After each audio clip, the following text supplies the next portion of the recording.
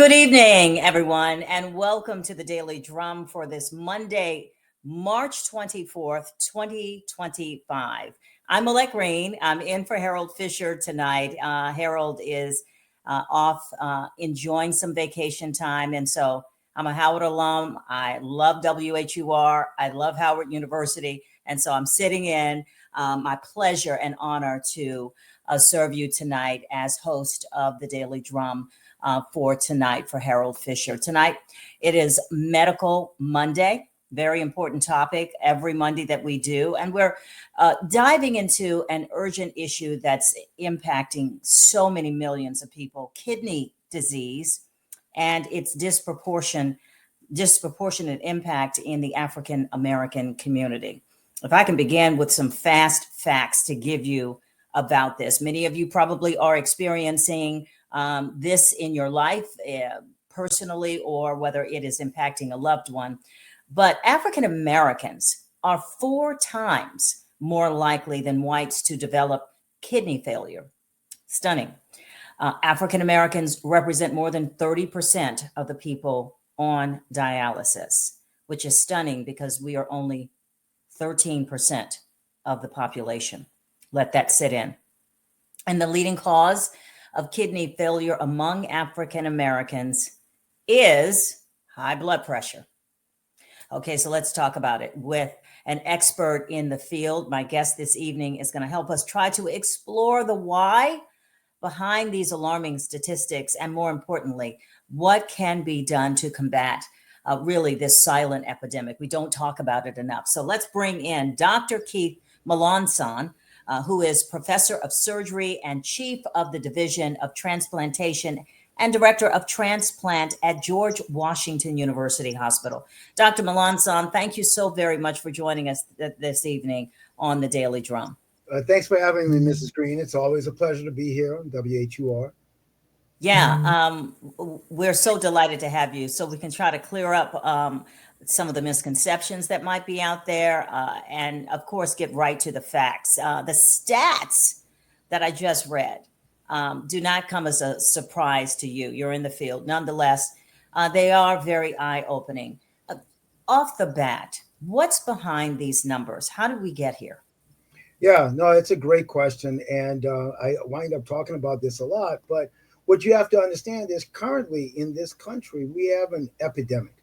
And the epidemic is due to high blood pressure, diabetes, and obesity. And so most people that have kidney disease actually have a combination of these problems. You know, they go together, right? They're the 3 deadly sins. And so this increase in all of those 3 entities, those 3 diagnoses, has disproportionately affected our community. So as I said in the lead-in, we, African Americans, we are 3 to 4 times more likely than a white person to have kidney disease, because we are 3 or 4 times more likely to have all of these other issues. So it's something that's within our own power to change, but if you're going to change it, you've got to address those 3 issues separately or together. And so what, I think in the African American community, it's almost assumed that you're going to get something, high blood pressure, heart disease, sugar, diabetes, what we call it, sugar in the Black community. And on all of this leads to so many other issues like kidney disease. And it's a mindset change, I think, that I just haven't seen a lot of. I think a lot more African Americans are well educated about health, but we're not doing it. We're not making the lifestyle changes. What do you see? What concerns you about just the culture and the lifestyle in the community? Yeah, no, great question. So, first of all, the way you start with all of this is you got to get the diagnosis correct. So, and what I tell people is you got to know what is normal to know what is abnormal.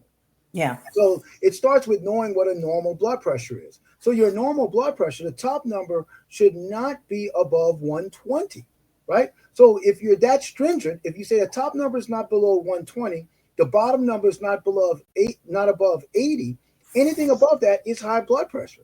So Yeah. you start the interdiction much earlier. What happens to many of us, and honestly, this happens even in the healthcare community, we are so used to dealing with people with bad problems that the mild varieties are skipped, right? So you're dealing with a severe issue when you should be making the changes early on.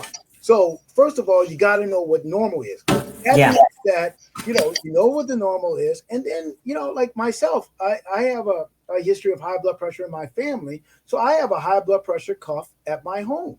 Right, you can buy one in CVS or any drugstore for about $20, and you can just check your blood pressure yourself. You should be checking it pretty much every day. That's one issue. You need to know what it means to be overweight, right? Mm. So you should be Mhm. checking your weight. You should have a scale, and you should know what is the normal weight for your height, right? So we tend to not know what the normals are. If you ever get your blood checked, you should know that your blood sugar should never be above 110 or 120, right? So if your sugar is a little bit high, then that needs to get your attention. And so I think if we know what the norm is, then we know what abnormal is. So then once you're diagnosed, once the doctor tells you, you know what, your blood pressure is high or your blood sugar is a little bit high, they call this thing, they call it a syndrome, the metabolic syndrome. Yeah. Metabolic syndrome means that you don't quite have diabetes, but you have pre-diabetes. You don't quite have bad high blood pressure, but you do have high blood pressure. So when you are told that you are pre-diabetic, Yes. the alarm should have gone off in your head. Not that, oh, okay, I'm okay right now. I'm pre-diabetic. I'm not diabetic. I mean, Yes. this is the misnomer in our community in terms of health, when we're not taking the action, when we're getting the warning signs. Exactly. Absolutely. I have friends. I'll give you one of my friends called me because he was alarmed. His Yeah. doctor told him, because he wasn't expecting it, his doctor told him that he was pre diabetic, that he was getting close to becoming diabetic. And he was not a very overweight person. So he called me and he said, what can I do? Yeah. I'm kind of confused. And what I told him is, number one, change your diet. Right. I said, you gotta start eating healthier, meaning get rid of all of these dessert treats that you like. Get rid of white rice, white bread. Start eating healthier, and then start exercising. Now, people think, what does exercise mean? For him, I said, look, you like to walk, just go walking, 4 or 5 times a week, Get and moving. get moving, Yeah. Get and moving. just doing that, a month later, his numbers had improved. 2 months later, he was totally out of the red. So Okay. it is, you can tackle it, but like I said, it's much easier to get on top of it if you get diagnosed early, and when you're in that pre-stage, that metabolic syndrome stage, Okay. you can reverse things. The harder thing is, a lot of patients are getting diagnosed later, and then it becomes more of an issue. All right. So those folks who are just joining us, we are talking with Dr. Keith Melanson, a professor of surgery and chief of division of transplantation and director of transplant at George Washington University Hospital. We are talking about kidney disease in the Black community. Okay. So March is Kidney Awareness Month. So this is the time when we raise the awareness flag. So I want to back up and just really get a full understanding of what kidney failure is, what it looks like, if kidney disease and kidney failure are one and the same. Give us that definition here. Yeah, and the easy answer is they're not one and the same, because kidney disease is a whole spectrum, right? Wow. So you start with very minor disease, and then it builds up until kidney failure. So there are 5 stages of kidney disease, and most people don't get diagnosed until they're already in stage 3. So Mm-hmm. one of the questions I always tell people, particularly our people, one of the things you should always be asking your doctor is, do I have early kidney disease? And in order to answer that question, the doctor will have to have a sample of your urine, Okay. not a blood test, but a urine test, because the earliest The earliest clue that you have kidney disease is if you have too much protein in your urine. All right. So once again, so kidney disease, 5 stages: stage 1, 2, 3, 4, 5.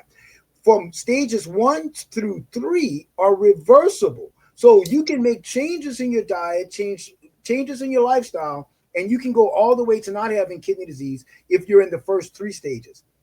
Stage 4 and 5 are not reversible. So that's when you have kidney failure. You're starting to get into kidney failure at stage 4, and you're full blown kidney failure by stage And 5. that means you need a kidney transplant at that point when you're Yes, in you kidney either failure? yep. You either need dialysis and or kidney transplant. And unfortunately, once again, our people are much more likely to show up and get diagnosed for the first time at stage 5, which is Oh, unconscionable. They it show up, really is. yeah, they show up at the emergency room not being able to breathe, having a lot of Well, edema, what are some of the swelling. symptoms? What are some of the symptoms that you would see if you're in stages 1, 2, and 3 of kidney disease? And that's really the problem. You really don't have symptoms in the early kidney disease. The one symptom that you might have, but again, it's really symptoms to do with your high blood pressure more than Oh, anything, is a headache. So if you are the kind of person that you've noticed that as you've gotten older, as you've gained weight, you're starting to get headaches. What that means is your blood pressure is starting to get really high. And as your blood pressure increases, it starts to damage your kidneys. But again, early kidney disease is really, there's no real symptoms of early kidney disease. It's not until the latter stages of kidney disease, stage 4, stage 5, that you start to notice that you have swelling at your ankles. You have a lot mm. of fluid at your ankles. You may start having trouble breathing as you walk up a flight of stairs. And you can also start to have a lot of itching, and your skin becomes dry and flaky. Those are the symptoms of end stage renal disease. But early kidney disease, unfortunately, there are no symptoms, which is why people don't know they have it. Wow. Um, so we've got to get people diagnosed earlier.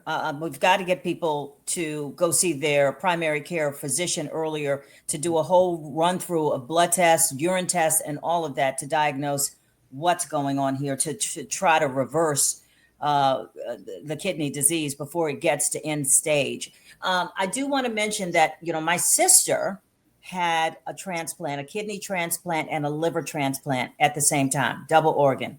And then I have a colleague whose mother had a kidney transplant, and her mother is probably a few years older than my sister. So basically in the same age range. And I know we're talking about two different patients, but the lady with the single organ donation, she has been plagued with constant infections and sickness. Conversely, my sister, who had the double organ transplant, seems to be thriving since that surgery, which has now, I think she's coming up on the 3-year anniversary here. What do you make of that? Because I have often heard that people with a kidney transplant, once you get to that stage, and we don't want people to have to get to that serious stage, but the blessing is they got the organs. What are you seeing in terms of recovery? Yeah, so patients tend to do, even though I'm sorry about your friend, but most patients actually do very well with even the single organ kidney transplant.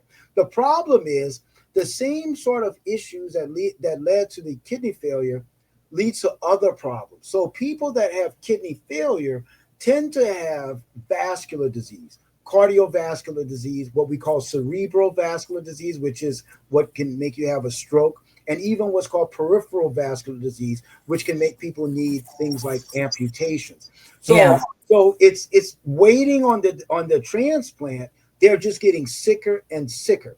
Mm. Again, that's why early diagnosis is important and early treatment is important, because you can stave off a lot of these problems if you start getting treated very well by your doctor and starting dialysis early and so on and so forth. So it's imperative that people know what's going on with their bodies and get Hmm. diagnosed and they can start being treated.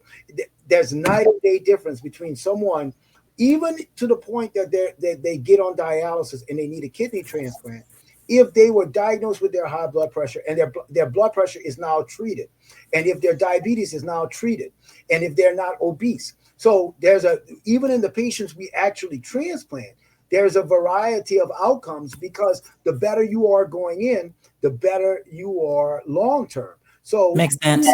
We have to do a better job of caring for ourselves. And as you know, in our communities, oftentimes we become almost addicted to things that hurt us: smoking, fatty foods, high fructose sugar intake, all these things that can be comforting, right, because of the stresses of life, but can wind up hurting us.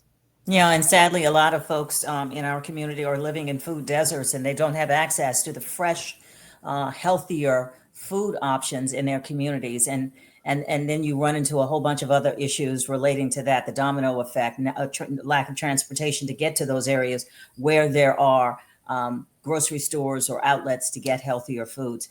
Can we just delve into family history a little bit and the genetic factor and how that plays into kidney disease? What should we know about that?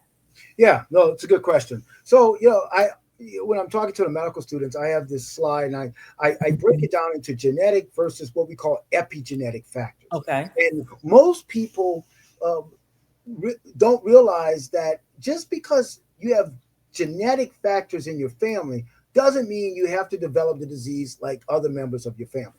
So let's start with that. So there are some diseases where you will inherit the kidney failure. That's things like what's called polycystic kidney disease, sometimes what's called FSGS, which is focal segmental glomerular sclerosis. But these are rarer types of kidney disease. The most common types of kidney disease are due to what we talked about earlier: hypertension, diabetes, and obesity. So yes, there are genetic factors that will get you going along the same sort of trajectory as other members of your family that have these diseases, but you can shut it off. And that's epigenetics. In other words, you have genes in your body, but genes only work when proteins bind to the genes and either turn them on or turn them off. And that's why within the same family, you can have someone who is an Olympic swimmer or runner and very thin and in great shape, and you have people that are obese with diabetes and kidney disease. Why is that? Well, the person that is the Olympic swimmer or runner, they have taken a lifestyle that changes the dynamics of the actual genes. In other words, they could be two brothers. One is obese with kidney disease and one is thin and muscular. And the one that's thin and muscular has turned off the genes that would have pushed him towards diabetes by what he eats and how he exercises. So I don't let my patients have that cop out of everybody in my family has diabetes, everybody in my family has high blood pressure and kidney disease. No. I think that is such a great point to underscore.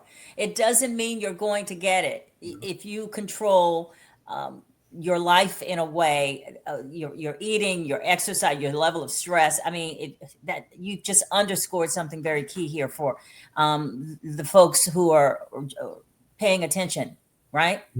No, absolutely. And that's why people that are concerned about their health tend to be in better health, because the light goes on that, wait a minute, this happened to my mom, this happened to my aunt, I don't want that to happen to me. Well, that's the beginning of going towards a healthy outcome, because you will do something. Your own volition will take over and you will start to avoid the things that will lead you down that path. But yeah, genetics are not necessarily going to lead everybody to the disease. You have to change your lifestyle.